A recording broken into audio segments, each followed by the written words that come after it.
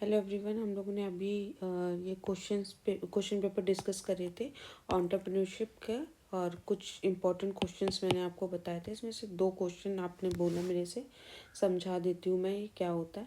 तो सबसे पहले आते हैं ईडीपी। ईडीपी का फुल फॉर्म होता है एंटरप्रेन्योरियल डेवलपमेंट प्रोग्राम। तो एंटरप्रेन्योर डेवलपमेंट प्रोग्राम नाम से ही डिफर हो रहा है बेटा कि एंटरप्रेन्योर के डेवलपमेंट के लिए कुछ प्रोग्राम्स ऐसे हैं जो बनाए जा रहे हैं। तो कह रहा है कि EDP refers to a structured and organised program. ये एक रिफर करता है कि स्ट्रक्चर्ड और ऑर्गेनाइज्ड प्रोग्राम को, जो कि एम करता है किसके लिए, कि वो फोस्टर करे एंटरप्रेन्योर स्किल्स को, मतलब एंटरप्रेन्योर स्किल को डेवलप करे, उनकी कैपेबिलिटीज़ को बढ़ाए, किसके बीच में, इंडिविजुअल्स के बीच में। It is design to help, ये डिज़ाइन किया जाता है कि वो हेल्प करे किसको, एंटरप्रेन्योर्स को understand the processes of setting up and managing a business, की कैसे हमें एक बिजनेस सेटअप करना है और मैनेज करना है। ठीक, बेसिकली आप शॉर्ट फॉर्म में या इजी लैंग्वेज में लिखोगे कि EDP is a structured and organised program which helps entrepreneurs to understand the process and setting up the new businesses। ठीक, अब की ऑब्जेक्टिव क्या होते हैं, ऑब्जेक्टिव क्या होगा, सबसे पहले तो मोटिवेशन डेवलपमेंट, लोगों के बीच में मोटिवेशन जगाए। दूसरा है जैसे ही मोटिवेट हों लोग तो उसमें स्किल आए, बिना स्किल के बिजनेस नहीं हो सकता। Third is knowledge enhancement and fourth is capacity building.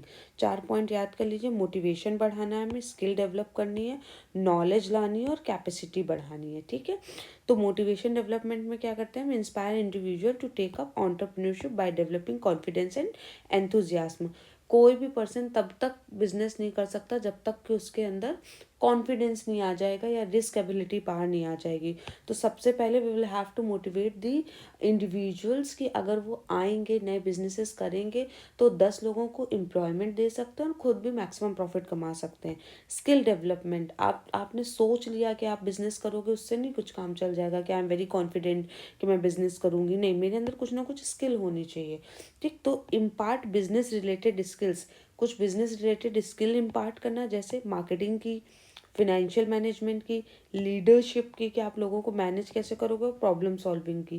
क्यों? क्योंकि दिन भर में 10 तरह की प्रॉब्लम आएंगी और अगर आप प्रॉब्लम सॉल्विंग अप्रोच नहीं रखते हो तो आप दिन भर स्ट्रेस में रहोगे और बिजनेस को लॉस में ले जाओगे। तो सबसे पहले हमें मोटिवेट करना है कि आप बिजनेस करो, फिर लोगों के अंदर स्किल डालनी है।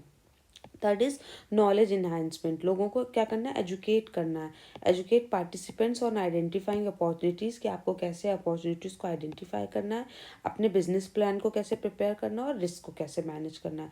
जैसे ही ये तीनों चीज़ें हो जाएंगी, अब हम करेंगे कैपेसिटी बिल्डिंग, मतलब हम उनको स्ट्रेंथन करेंगे, उनकी एबिलिटी को, सो दैट कि वो चैलेंजेस को फेस कर पाएँ जो कि एंटरप्रेन्योरशिप में आने वाले हैं, थ्रू प्रैक्टिकल ट्रेनिंग के दरमियान।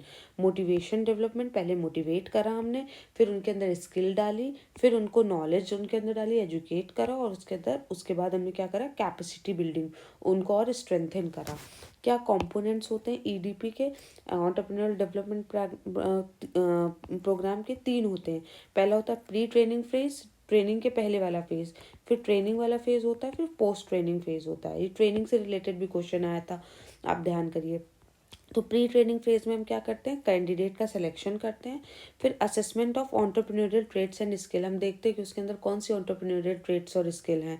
Design of customised training modules, फिर उसके अकॉर्डिंग उसके लिए हम क्या करते हैं, एक ट्रेनिंग प्रोग्राम को डिज़ाइन करते हैं।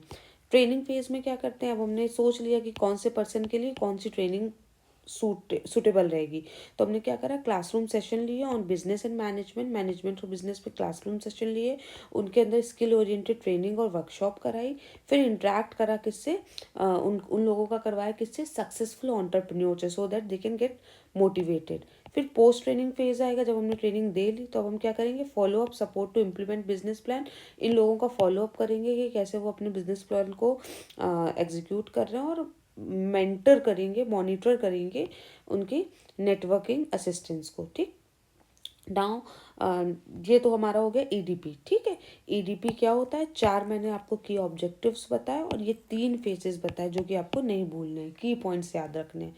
Now coming to the project formulation in entrepreneurship, कैसे प्रोजेक्ट फॉर्मुलेट करते हैं, कुछ स्टेप्स होती हैं इसकी। ठीक, वो स्टेप्स 7 स्टेप्स होती है। पहले हमें कॉन्सेप्चुलाइजेशन, ये याद रख लो, चाहे जैसे भी याद रखो, जैसे ये है सीपीएमटी, सीपीएमटी का पेपर होता है ना, देखो लिख देते हैं।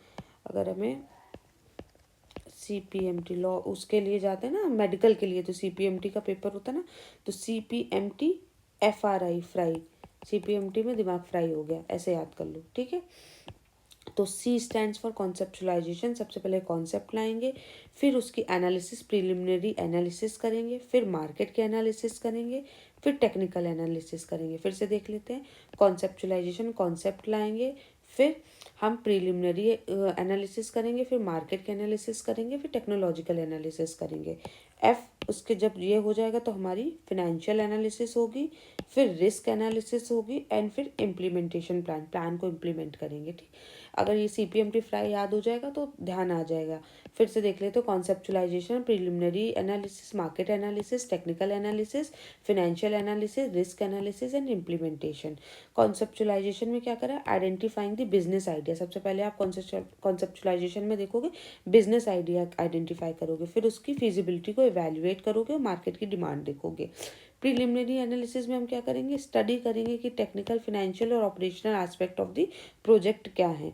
फिर अंडरस्टैंड करेंगे लीगल, इन्वायरमेंटल और रेगुलेटरी रिक्वायरमेंट क्या है। इंटरनल और एक्सटर्नल बिजनेस के थ्रेट, अपॉर्चुनिटी, इन सब की भी एनालिसिस करेंगे। मार्केट एनालिसिस में क्या करोगे, टारगेट कस्टमर देखोगे, देखोगे कौन हमारे कॉम्पिटिटर है, उनकी प्राइसिंग स्ट्रैटेजी क्या है। फिर देखोगे कि डिमांड और पोटेंशियल मार्केट शेयर क्या है। टेक्निकल में आप देख लोगे कि टेक्नोलॉजी क्या चल रही है, इक्विपमेंट क्या है, प्रोसेसेस क्या है, साइट लोकेशन क्या है, रिसोर्स अवेलेबिलिटी क्या है। फिनेंशियल में आप देख लोगे कि कॉस्ट, रेवेन्यू और प्रॉफिट में रेशियो क्या चल रहा है। फिर फिनेंशियल प्लान आप बनाओगे। रिस्क में आप देख लोगे potential risk, and implementation plan में अब आप क्या करोगे, स्टेप बाय स्टेप एक रोड मैप प्रिपेयर करोगे एग्जीक्यूशन के लिए, इंक्लूडिंग टाइमलाइंस की कितना समय लग रहा है हमारा। आई होप आपको ये स्टेप्स याद हो गए होंगे। प्रोजेक्ट का क्वेश्चन देख रहे हो बेटा, हर बार आ रहा है, ये बिल्कुल नहीं भूलना, सीपीएमटी फ्राई। ठीक, आ जाते हैं नेक्स्ट। कंपोनेंट्स क्या हैं इसके प्रोजेक्ट रिपोर्ट के, एग्जीक्यूटिव समरी है, बिजनेस ऑब्जेक्टिव है, मार्केट फीसिबिलिटी है, फिर ऑपरेशनल प्लान है, फिनेंशियल प्रोजेक्शन है, रिस्क असेसमेंट है और अपेंडिसेस है।